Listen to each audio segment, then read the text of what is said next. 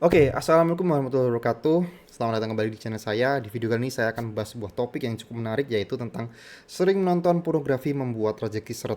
Mungkin Anda udah sering dengar ya, dari pengajian, dari ustadz-ustadz yang ada di sosial media mungkin, yang mengatakan bahwa ketika seseorang itu bermaksiat, raut wajahnya itu ditarik dan rezekinya itu tidak dilancarkan. Dan apakah benar seperti itu? Apakah ada penjelasannya? Kenapa bisa seperti itu? Nah, saya di sini berusaha untuk merasionalkan kenapa ketika kita kecanduan dengan maksiat, rezeki kita itu akan seret. Dan sebelumnya, mungkin ini juga menjadi sebuah pertanyaan dari orang-orang juga ya. Kenapa ada orang yang udah rajin beribadah, yang meninggalkan maksiat, tapi rezekinya tetap seret? Rezekinya biasa saja ya gitu ya. Tidak yang kaya banget. Kenapa ada orang seperti itu? Karena saya sendiri juga pengalaman di kampung saya ada orang yang seperti itu. Dan sebaliknya, ada orang yang tiap hari party, kemudian ada tiap hari maksiat, tiap hari nonton pornografi, seks bebas, tapi kaya raya, uangnya berlimpah gitu ya. Kenapa bisa seperti itu? Apakah jadi ketika kita melihat fenomena ini, klaim yang tadi mengatakan bahwa sering menonton pornografi itu membuat rezekinya seret, apakah itu jadi benar ketika kita melihat fenomena yang terjadi? Nah, ini menarik untuk dibahas ya. Nah, sebelumnya, disclaimer, saya sangat setuju dengan pernyataan bahwa pornografi membuat rezeki seret. Saya sangat setuju. Terlepas dari fakta, fenomena yang kita tahu di awal tadi yang saya katakan tadi ya. Nah, apakah ada penjelasan logisnya? Oke, saya mencoba untuk rasional di sini. Kenapa ketika kita sering menonton pornografi, itu akan berdampak pada rezeki kita. Yang pertama adalah kehilangan fokus dan produktivitas. Orang yang kecanduan pornografi, yang sering nonton porn, dia cenderung memiliki apa ya istilahnya, attention span yang rendah, kemampuan fokus yang tidak bagus. Karena kenapa? Karena ketika kita melihat pornografi, website gitu ya, kita memilih video itu, memfilternya itu biasanya cuma nonton 3 menit, 3 detik, kemudian nonton itu 5 detik, 10 detik, kita berpindah-pindah gitu ya. Kita berpindah dari satu video ke video lain, dan sangat jarang orang yang nonton pornografi itu lengkap, sangat jarang. Mereka hanya menonton mungkin berapa sih, 5 menit, 10 menit paling banyak. Mereka memilih tidak punya kemampuan fokus yang panjang. Dan di era zaman sekarang ini, terutama di era zaman sekarang ini, meskipun sebenarnya kemampuan fokus dan produktivitas ini dari zaman dulu adalah penentu orang itu berhasil atau tidak. Ketika orang itu bisa fokus, terlebih di zaman sekarang, di mana orang-orang udah kecanduan konten pendek, dia akan menjadi juara, menjadi the winner, dan akan berdampak pada pekerjaannya, berdampak pada rezekinya. Nah, ketika kemampuan tersebut dirusak oleh pornografi, inilah yang menyebabkan kenapa orang itu jadi seret rezekinya, karena kehilangan kemampuan fokusnya. Yang kedua adalah daya juang melemah. Ketika dopamin kita udah dirusak, ketika dopamin kita udah ibaratnya menyukai sesuatu yang instan, instant gratification, daripada kita mengejar cewek, daripada kita menjadi the best version of ourselves gitu ya, jadi pria yang bisa dikejar-kejar cewek, orang-orang kecanduan pornografi memilih pelarian ya, mending nonton pornografi kalau sama-sama ibaratnya hanya untuk menyalurkan hasrat seksual. Dan ini melemahkan daya juang ya, karena orang itu cepat puas dengan apa yang sudah dimiliki, apa yang sudah ada di kondisinya sekarang.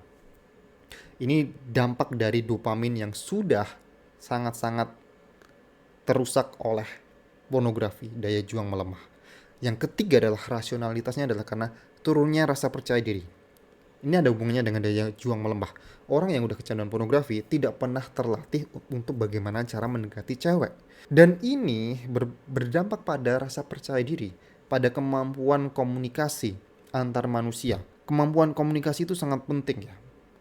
Kita bukan lagi di era kita menjual, ibaratnya menjual tenaga saja, tapi kemampuan kita berkomunikasi dengan manusia itu penting. Rezeki yang kita dapatkan dari Allah Subhanahu wa taala ini datang selalu lewat manusia. Iya, kenapa? Karena kita sebagai hambanya, kita mencari rezeki. Bagaimana cara mencari rezeki adalah dengan bermanfaat bagi sesama manusia. Dan Ini ada hubungannya dengan ketika kita punya kemampuan komunikasi yang berawal dari kepercayaan diri, itu akan membuka pintu silaturahmi, membuka pintu rezeki. Dan bagaimana cara orang bisa membuka pintu silaturahmi dan rezeki kalau misalnya orang itu nggak percaya diri untuk kenalan dengan orang asing aja tidak pede. Mungkin saja orang yang Anda temui di stasiun ketika Anda mengajak kenalan itu adalah orang yang akan memberikan Anda pekerjaan impian Anda. Ya bisa saja kan kayak gitu. Atau ginilah, saya kasih contoh yang lucu aja. Ketika Anda berkenalan dengan cewek di tempat umum lah, misalnya katakanlah. Dan katakanlah si cewek ini adalah anak orang kaya gitu lah. Kita ambil ekstrimnya seperti itu. Dan itu kan juga tetap rezeki ya. Kita mendapatkan istri yang cantik, yang kebetulan finansialnya juga oke, punya mertua yang juga bisa mensupport. Nah itu ekstrimnya seperti itulah. Ketika kita punya kepercayaan diri. Dan pornografi merusak kepercayaan diri pria. Sebagian besar pria dirusak kepercayaan dirinya karena pornografi. Ini ada sebuah fakta. Anda bisa cari sumbernya di mana saja. Dan ini mungkin yang bisa saya jelaskan logikanya kenapa secara rasional pornografi itu bisa membuat rezeki orang seret. Dan di perspektif Islam sendiri juga ketika ada sebuah larangan pasti ada sebabnya gitu ya, ada alasannya. Seperti contohnya Islam melarang mabuk karena itu merusak akal. Ketika Anda nyetir, Anda tidak fokus, ya itu menyebabkan Anda kecelakaan dan itu merugikan diri Anda sendiri. Nah, Islam melarang riba karena menciptakan ketimpangan. Ada orang yang kaya banget, ada orang yang miskin banget. Inilah kenapa dilarang. Kemudian yang melarang zina karena merusak keturunan dan kehormatan. Orang yang pria yang udah kecanduan pornografi, yang tidak percaya diri ini akan cenderung mewariskan genetik anak yang tidak percaya diri juga. Nah, ini kan juga termasuk dalam merusak keturunan dan kehormatan sebuah keluarga. Selalu ada penjelasannya. Dan ini yang pengen saya sampaikan untuk menjawab fenomena di depan tadi. Rezeki itu bukan hanya uang. Ketika tadi saya menyinggung bahwa ada orang yang udah ibadahnya kenceng tapi gitu-gitu aja rezekinya. Ada juga orang yang setiap hari party, tiap hari seks bebas, pornografi, tapi kaya raya mengalir deras gitu. Pertama adalah kesehatan. Tentu saja kesehatan. Kesehatan itu mahal.